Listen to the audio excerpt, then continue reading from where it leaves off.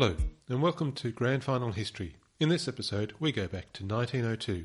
This was the year that saw the end of the Boer War in May, and some players who had served were already returning to the game. 40 VFL players would serve in the Boer War, some after their careers were over, some interrupting their careers, and others starting their playing careers after they returned from service. Sadly, 2 VFL players would be killed, Charles Moore from Essendon and Stan Reid from Fitzroy. Coincidentally, both had played in the 1898 Grand Final. The service of 40 players and the death of 2 in the Boer War would be a precursor to the service of many more VFL players in conflicts throughout the 20th century. In June, the Federal Parliament passed the Women's Suffrage Act, giving most women over the age of 21 the right to vote in federal elections.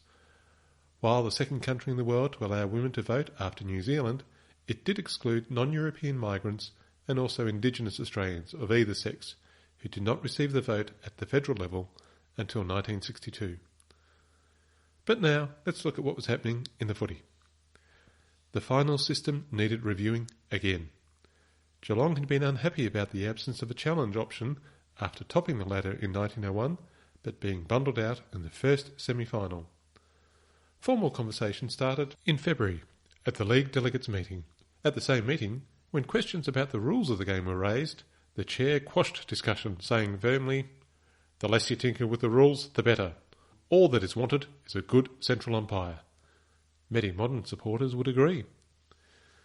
The League meeting in March confirmed the return of the challenge system, where the team on top of the ladder after both the home and away and the sectional round had more wins than the team that won the first final.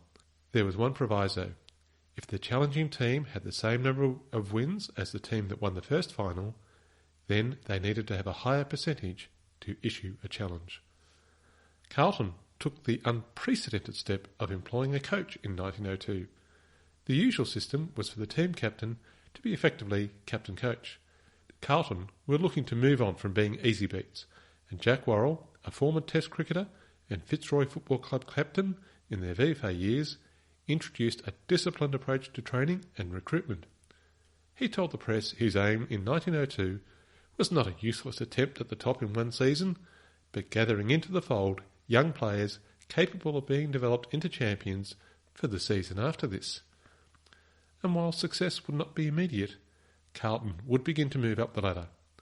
The season would also see Essendon trying to repeat their success of 1901, Collingwood looking to go one better, and other clubs such as Fitzroy and Geelong also looking to claim the premiership. The season started on the 3rd of May. Geelong travelled to Princes Park to defeat the improving Carlton. Collingwood defeated South Melbourne at the Lakeside Oval, and Essendon lost at home to Fitzroy. The only team to win at home was Melbourne, who were not troubled by St Kilda. Round 2 saw the return of Collingwood's controversial Dick Condon.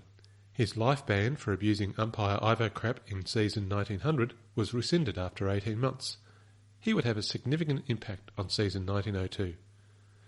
Early June saw some criticism on the punctuality of games.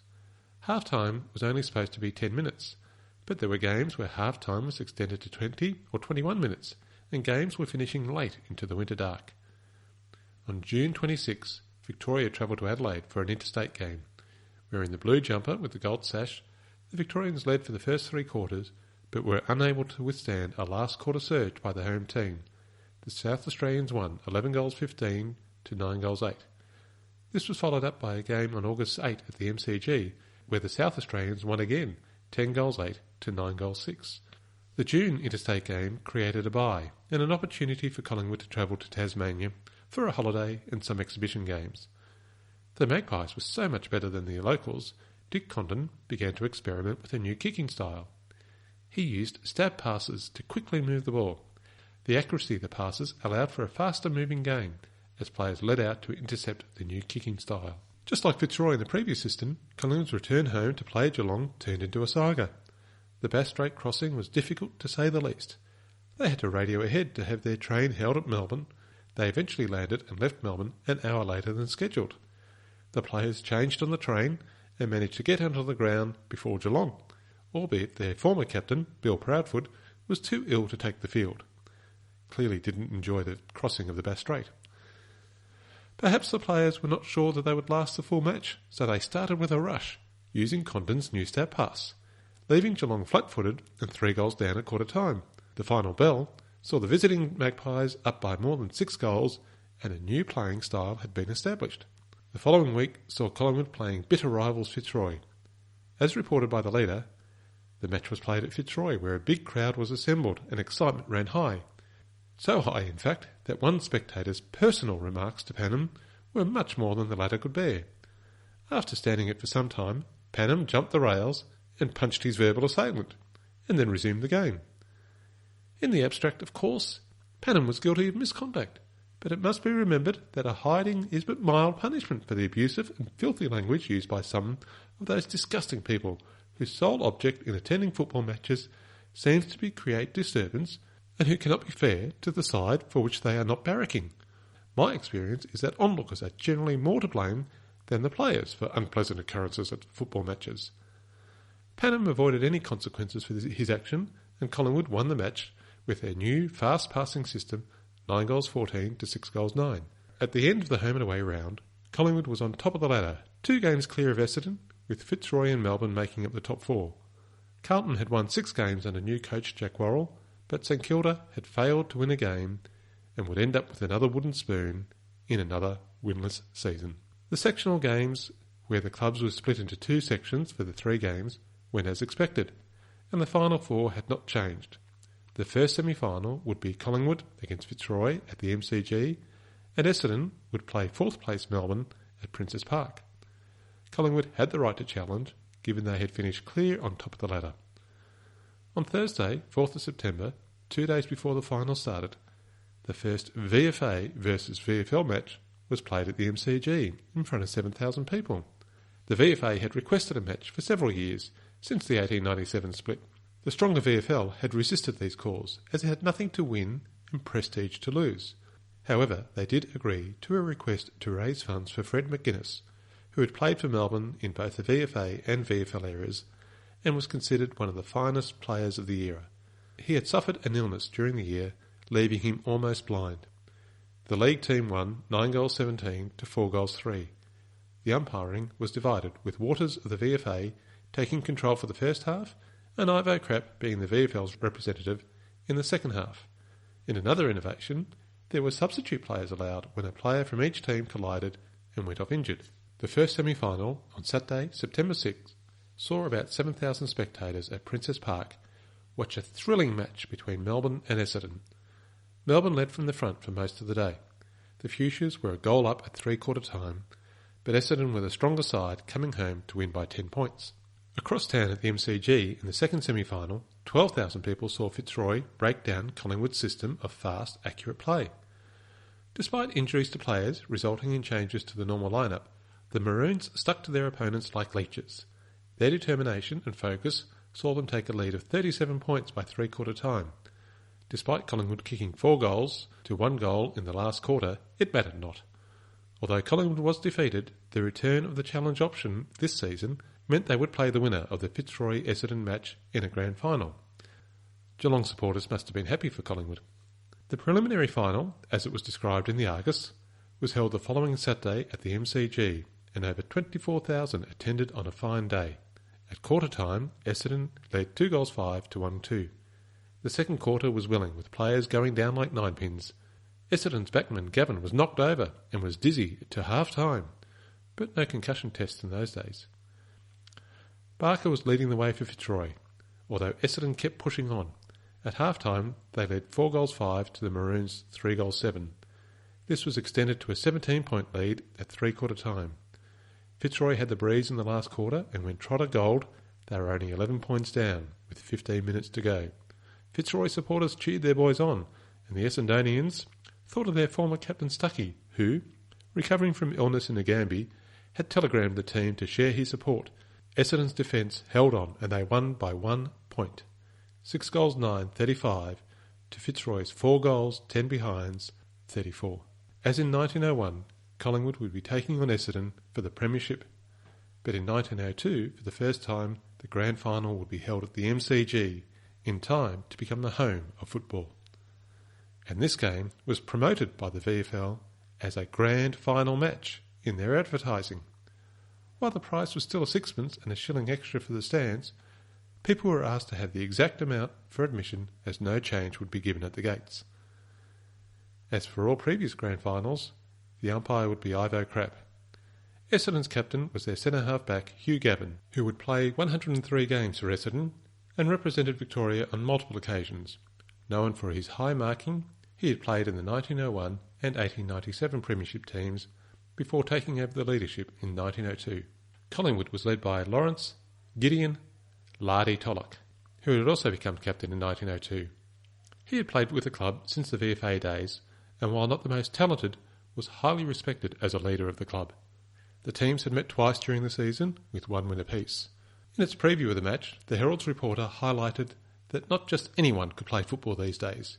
It had become a game for thoroughbreds, with training in the gym, whizzing of skipping ropes, and dumbbelling to build up the muscles and knock the footballers into shape. Collingwood's training on the Thursday evening before the big game involved the men playing all over the field, rehearsing the situations they would encounter on Saturday. They zigzagged the ball on their system from one end to the other with dash. Essendon's men were also out on the training track, with Thurgood doing an amount of work that would tire two men. Overall, the Essendon team were well pleased with the magnificent condition of their lads. On the Saturday morning, The Age warned its readers to get to the ground well before the 3 p.m. start, given the expected crowd. Essendon would have one change from the team that defeated Fitzroy, with Baxter injured and replaced in the forward pocket by a star from the 1897 premiership team, Pat O'Loughlin. The crowds did indeed stream from all directions and exceeded all expectations, and densely packed the seats, embankments and the grandstand. There were 34,000 people at the ground, the biggest VFL crowd ever. Even the trees around the ground were studded with spectators. The Herald reported the build-up in the press room. A pressman had brought his boy into the press room. Even pressmen can occasionally afford to rear a boy. "Oh, Pa," said the boy, "I'm sure Collingwood will win."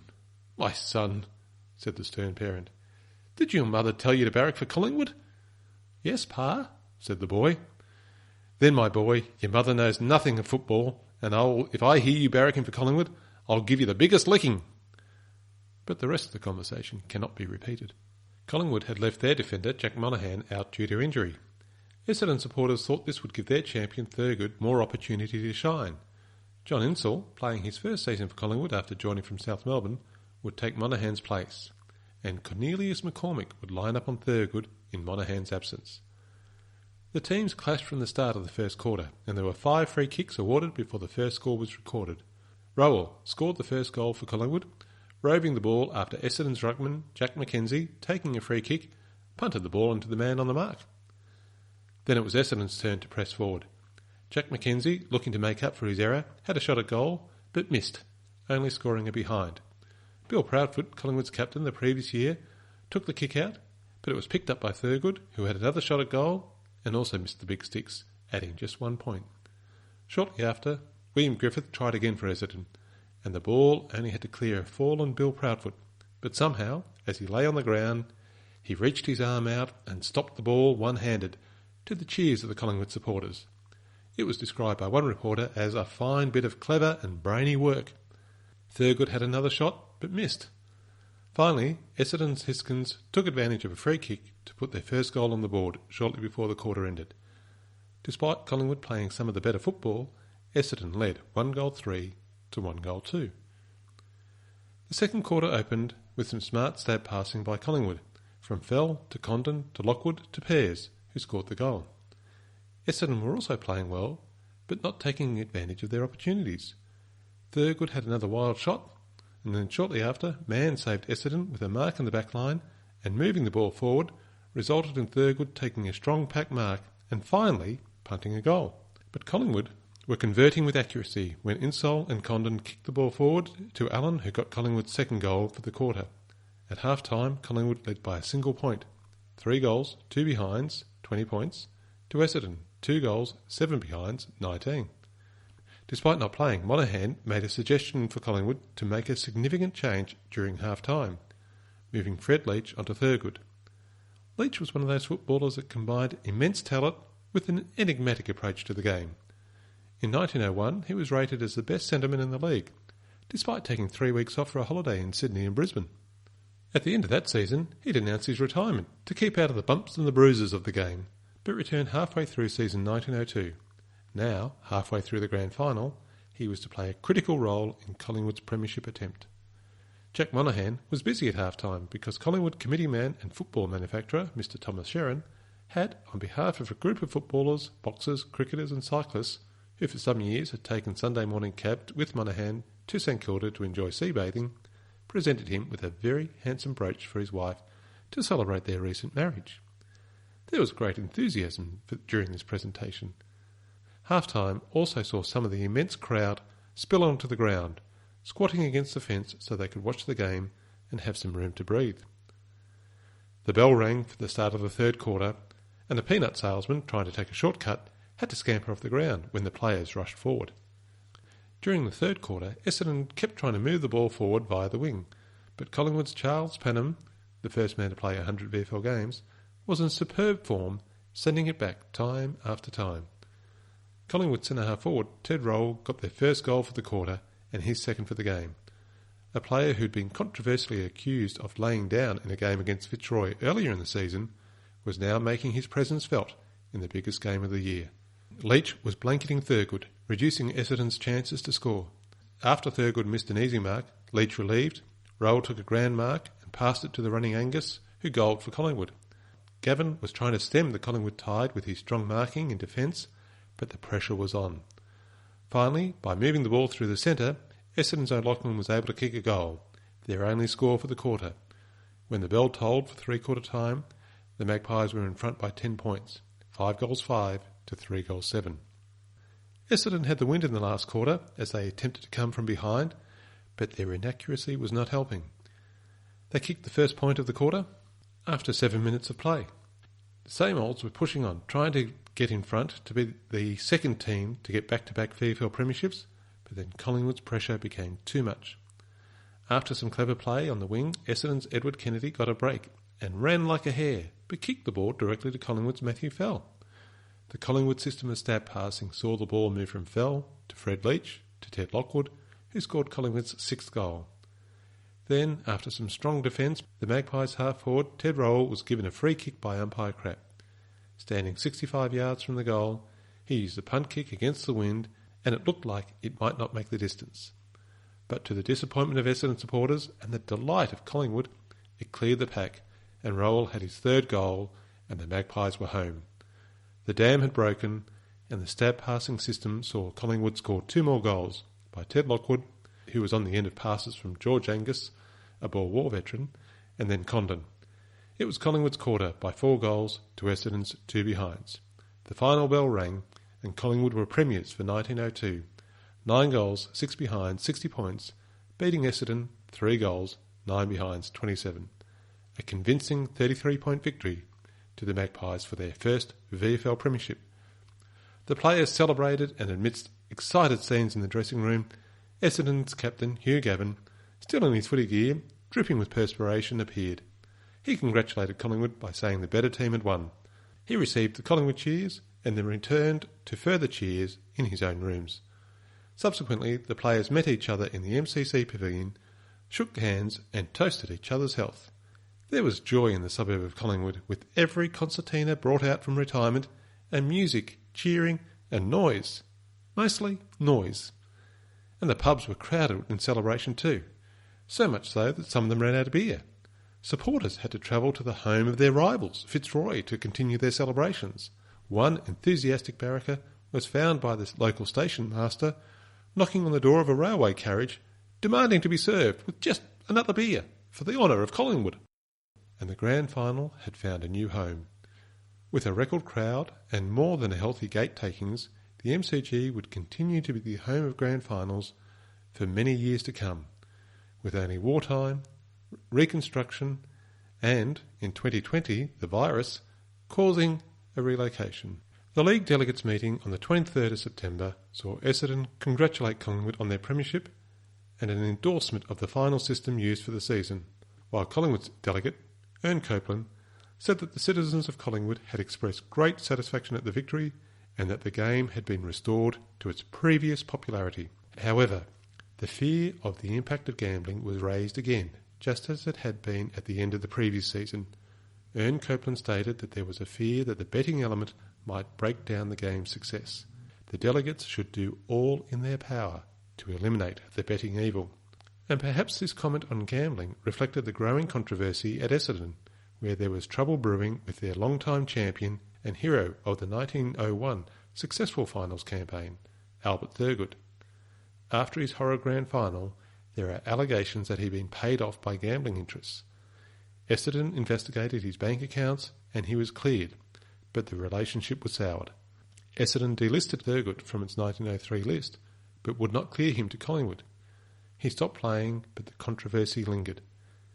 In 1906, he wrote a letter to the Argus stating that he was investigated and exonerated. He claimed he had offered himself for selection in 1903, but was denied the opportunity to play. He felt there was some animosity from officials, and this was the greatest insult that could be offered to any man. A letter from the Essendon president was published the next day, refuting these allegations. As if this was not enough, there was a petition circulated at the Essendon-Collingwood game that gained 810 signatures calling for Thurgood's return. He was persuaded to return to Essendon for 8 games in 1906, but injured his ankle in the semi-final and retired permanently. Despite the controversy and accusations, Essendon did name Thurgood at number 9 of their best 25 players in 2002.